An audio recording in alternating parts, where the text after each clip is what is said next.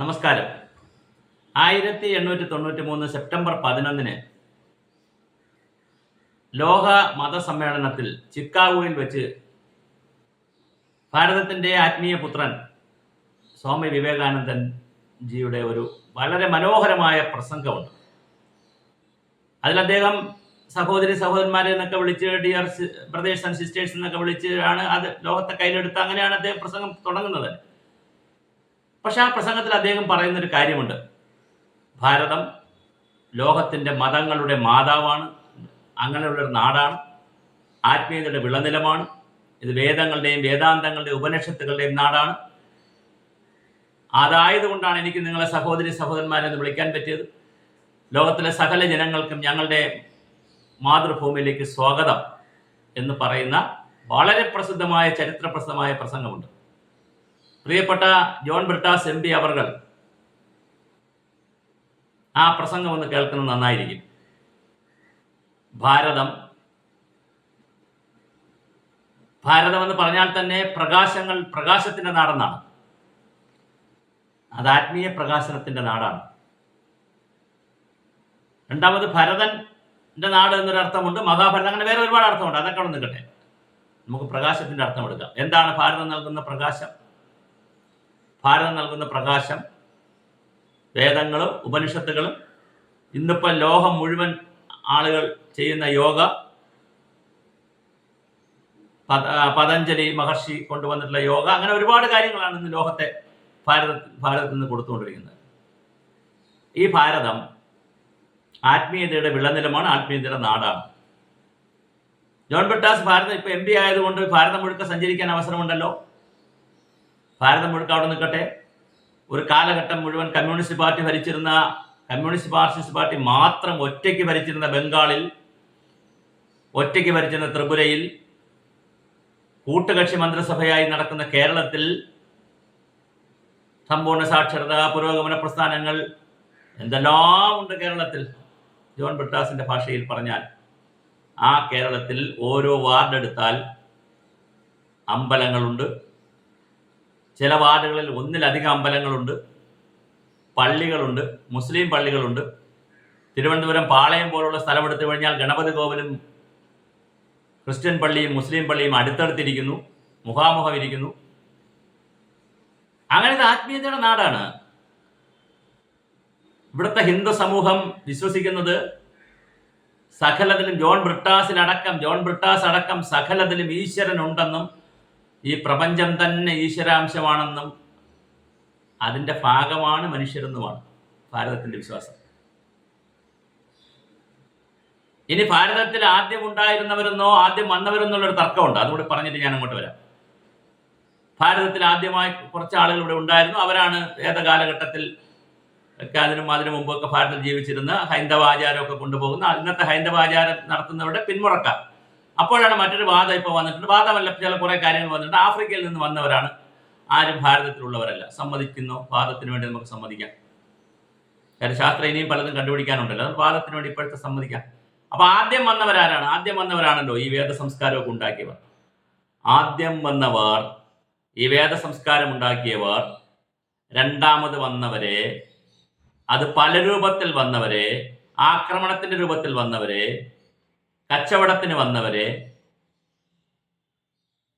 വിദ്യാഭ്യാസം കൊടുക്കാമെന്ന് പറഞ്ഞ് വന്നവരെ, ആരോഗ്യ സ്ഥാപനങ്ങൾ കൊടുക്കാമെന്ന് പറഞ്ഞ് വന്നവരെ, അപ്പവും ആരോഗ്യവും വിദ്യാഭ്യാസവും എല്ലാം കൊടുത്തുകൊണ്ട് മതം മാറണമെന്ന് പറഞ്ഞ് വന്നവരെ, മതപരിവർത്തനത്തിന് വേണ്ടി വന്നവരെ, പരിവർത്തിപ്പിക്കാൻ വേണ്ടി വന്നവരെ, അങ്ങനെ ലോകത്തിലെ ആരൊക്കെ ഏതൊക്കെ ഭൂഖണ്ഡങ്ങളിൽ നിന്ന് ഇവിടെ വന്നിട്ടുണ്ടെങ്കിലും രണ്ടു കൈ നീട്ടി സ്വീകരിച്ചത് കുംഭമേളകൾ നടക്കുന്ന നാടായതുകൊണ്ടാണ്, കുംഭമേളകളിൽ വിശ്വസിക്കുന്ന ആളുകൾ കൊണ്ടാണ്. അല്ലാതെ ചൈനയിലെ ടിയാൻമെൻ സ്ക്വയറിൽ ഒരു സ്വാതന്ത്ര്യത്തിൻ്റെ ഒരു സമരം നടത്തി എന്നതുകൊണ്ട് ടിയാൻമെൻ സ്ക്വയറിൽ വെടിവെച്ചത് ജോൺ ബ്രിട്ടാസ് മറന്നുപോയിട്ടുണ്ടാവില്ല.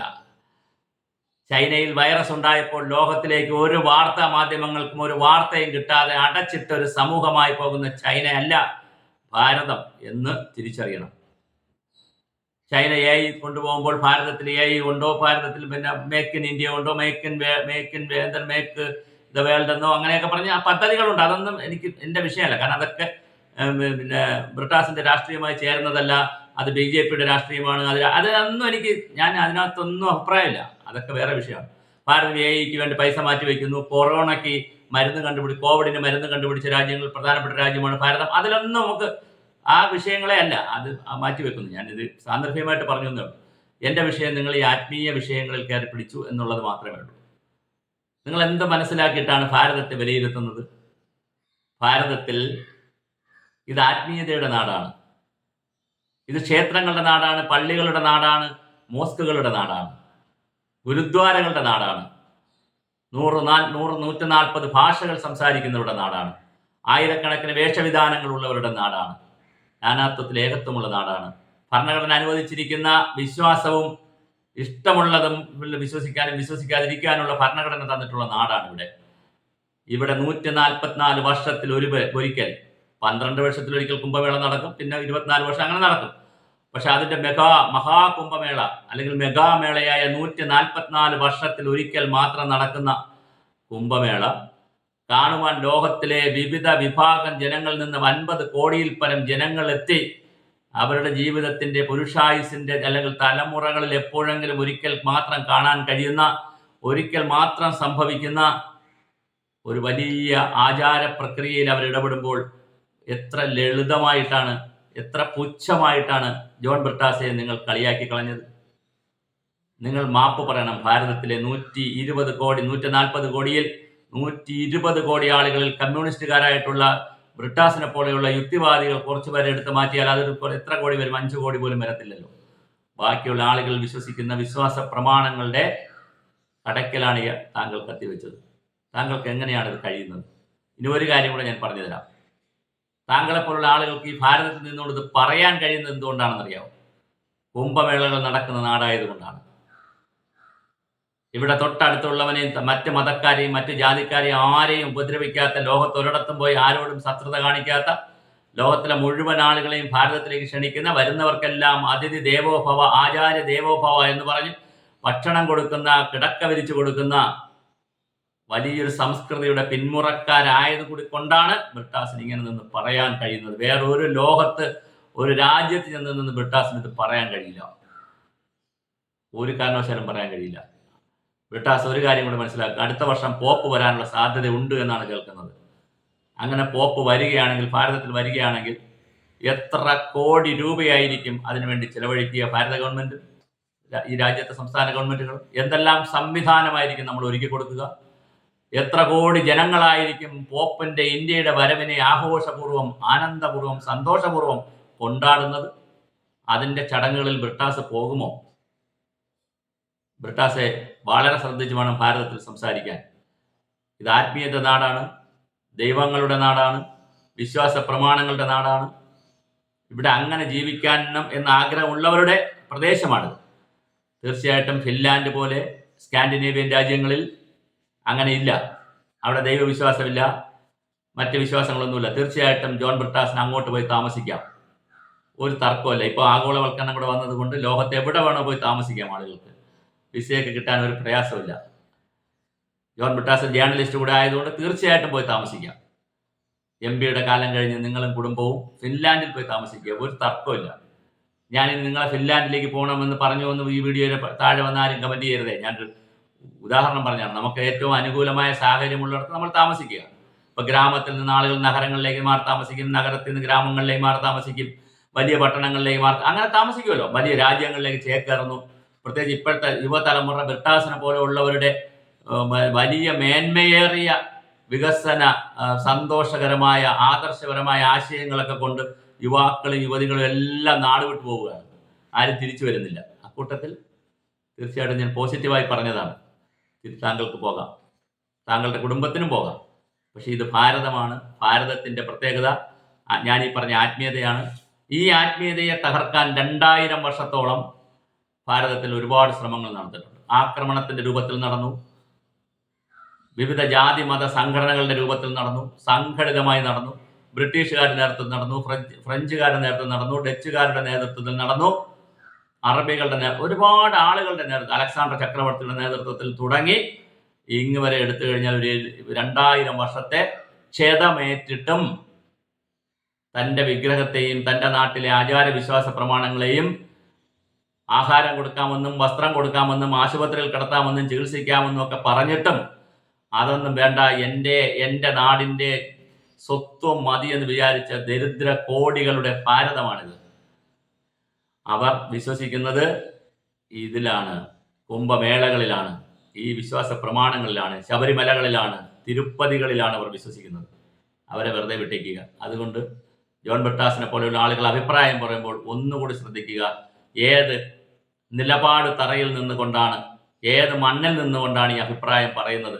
ഭാരതത്തിൻ്റെ മണ്ണ് സ്വാമി വിവേകാനന്ദൻ പറഞ്ഞതുപോലെ ആത്മീയതയുടെയും ഞാനീ പറഞ്ഞ ലോകത്തിലെ സകല ജനങ്ങളെയും ആകർഷിക്കുകയും എല്ലാവർക്കും വിരുന്നൊരുക്കുകയും ചെയ്തിട്ടുള്ള വലിയ പുണ്യഭൂമിയാണ് കേരളത്തിൽ. കൊടുങ്ങല്ലൂരിലെ പള്ളിക്ക് സ്ഥലം കൊടുത്തത് ഹിന്ദു രാജാവും വന്ന അറബികൾക്ക് ആവശ്യമായ ഭാര്യമാരെ കൊടുത്തതും, അല്ലെങ്കിൽ അവർക്ക് കല്യാണം കഴിക്കാൻ അവസരമുണ്ട് ഹിന്ദു സ്ത്രീകളെ കൊടുത്തതുമൊക്കെ കേരളത്തിലാണ്. ആ കേരളത്തിൽ ജനിച്ച താങ്കൾ, ആദിശങ്കരന്റെ നാട്ടിൽ ജനിച്ച താങ്കൾ, ഗുരുദേവന്റെ നാട്ടിൽ ജനിച്ച താങ്കൾ, ചട്ടമ്പിസ്വാമികളുടെ നാട്ടിൽ ജനിച്ച താങ്കൾ ഇങ്ങനെ പറയുന്നത് തീർച്ചയായിട്ടും വികലതയാണ്, അറിവില്ലായ്മയാണ്. പഠിക്കുക ഭാരതത്തെക്കുറിച്ച്. അതാണ് ഭാരതം, അങ്ങനെയുള്ളവർക്കുള്ളതാണ് ഭാരതം.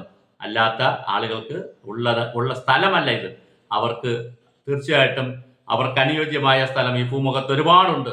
അവിടേക്ക് സഞ്ചരിക്കാം, അല്ല ഇവിടെ തുടരുകയും ചെയ്യാം. ഇവിടെ തുടരണ്ട എന്ന് ഞാൻ പറഞ്ഞു എന്ന അഭിപ്രായമില്ല, ഇവിടെ തുടരുകയും ചെയ്യാം. തുടരുമ്പോൾ ഈ സംസ്കൃതി കൂടി മനസ്സിലാക്കുമ്പോഴാണ്, അതിനെ ആദരിക്കുമ്പോഴാണ്, ബഹുമാനിക്കുമ്പോഴാണ് നമ്മൾ നിങ്ങളെല്ലാവരുടെയും MP ആകുന്നത്. അല്ലെങ്കിൽ നിങ്ങളെല്ലാവരുടെയും MP ആവുകയില്ല, കുറച്ചു പേരുടെ MP ആവും. എനിക്കിഷ്ടം ജോൺ ബ്രിട്ടാസിനെ പോലെയുള്ളവർ നാസ്തികരുടെയും ആസ്തികരുടെയും വിശ്വാസികളുടെയും എല്ലാവരുടെയും ഇഷ്ടമാണ്. ഇനി ഇങ്ങനെയാണെങ്കിൽ താങ്കളുടെ പാർട്ടി ഇനി രാജ്യം മുഴുവൻ ഒരു പ്രാവശ്യത്തിൽ അധികാരത്തിൽ വന്നാൽ ഇവിടെ ഒരു വിശ്വാസ പ്രമാണങ്ങൾക്ക് മുമ്പോട്ട് കൊണ്ടുപോകാൻ കഴിയില്ലല്ലോ. എല്ലാത്തിനെയും ചൈനയെ പോലെ അടച്ചിട്ട് തച്ച് തകർത്ത് കളയുമല്ലോ എന്നുള്ള ഭീഷണി കൂടി, പേടി കൂടി, ഭയം കൂടി ഭാരതീയർക്ക് ഉണ്ടായാൽ അവരെ കുറ്റം പറയരുത്. തീർച്ചയായും ചൈനയല്ല ഭാരതം. ഭാരതം വേറെയാണ്, അതെന്നും വേറിട്ടാണ് നിൽക്കുന്നത്. അതാണ് ഭാരതത്തിൻ്റെ തനിമ, സൗന്ദര്യം, സന്തോഷം, ആനന്ദം. ജോൺ ബ്രിട്ടാസ്, ദയവായി ഇത് മനസ്സിലാക്കുക. താങ്കൾ അതിനനുസരിച്ച് ഇനിയെങ്കിലും പ്രതികരിക്കുക.